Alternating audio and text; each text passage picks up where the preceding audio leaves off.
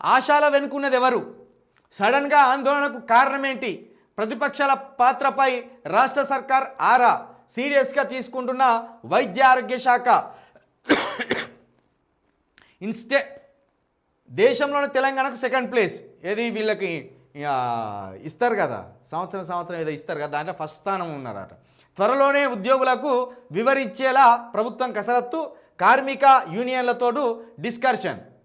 ఆశా వర్కర్ల ఆందోళనపై రాష్ట్ర సర్కారు సీరియస్గా ఫోకస్ పెట్టింది. ఉన్నట్టుండి వారు ఎందుకు ఆందోళనకు దిగారు? వారి వెనుక ఉన్నదెవరు?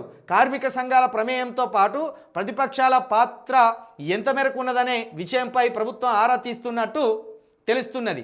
ఒక్కసారిగా ఆశాల నిరసన ఉద్రిక్తకు ఎలా దారితీసింది అనే విషయాలపై రాష్ట్ర సర్కార్ దృష్టి సారించింది.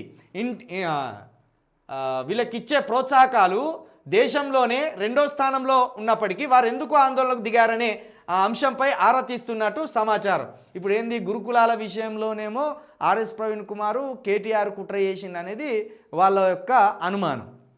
ఇప్పుడు ఆశా కార్యకర్తలను కూడా ఈ బీఆర్ఎస్ ప్రభుత్వమే రెచ్చగొట్టి రోడ్ల మీదకి పంపింది అనేది వీళ్ళ ఆలోచన.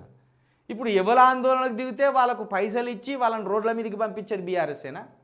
ఎవరి ఆందోళనకు దిగినా ఇది ఎక్కడ విచిత్రం?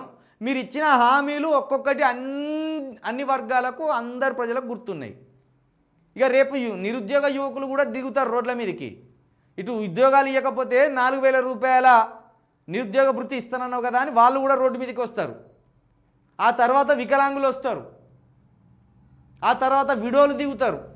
ఇట్లా ఎవరు రోడ్ల మీదకి వచ్చినా ప్రతిపక్షాలపై లొలిపెట్టురు పోర్రి అని చెప్పినట్టేనా?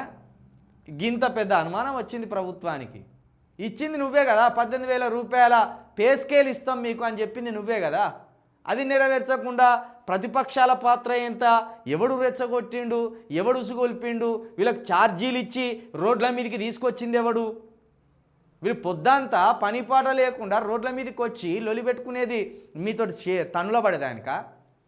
మీతో దెబ్బల పడి, మళ్ళీ హాస్పిటల్లో పడి, పోలీస్ స్టేషన్లో పడి, జైల్లో పడి ఎవరు రెచ్చగొడితే ఎందుకు వస్తారు? వాళ్ళకి ఆకలయే వచ్చిండు, వాళ్ళకి ఆకలయ్యే వాళ్ళు రోడ్ల మీదకి వచ్చింది.